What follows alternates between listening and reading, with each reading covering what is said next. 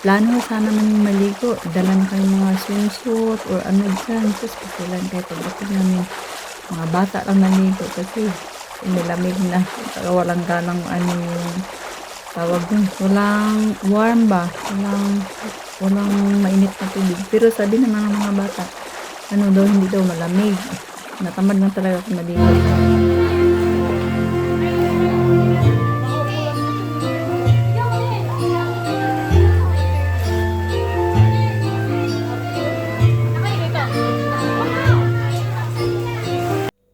Anyway, itong resort na to, ito pala yung venue sa kasal ng anak ko. So, pangalan, nalagay ko lang sa taas yung pangalan, kalimutan ko. At overnight sana dyan hanggang 6 o'clock the morning. Kaso lang, umuwi kami kasi nga yung mga batang maliliit, panay iyak naman.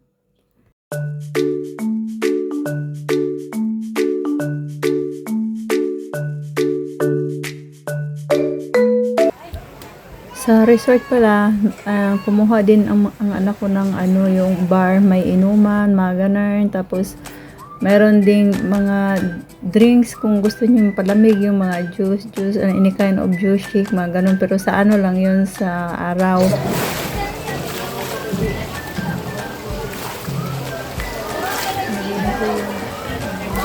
Sa kaligo Hello ka.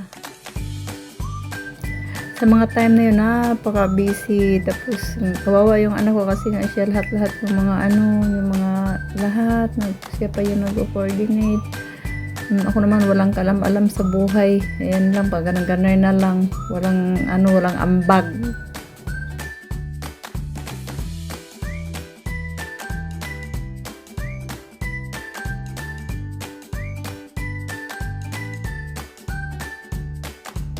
Salamat pala sa mga kamag-anak kong pumunta doon kahit hirap na hirap sa biyahe, malayo sila. Pumunta lang sila para umatin. Tapos alam mo naman no, yung kasalan sa probinsya sa kasalan sa sa mga ganito ba, iba siya.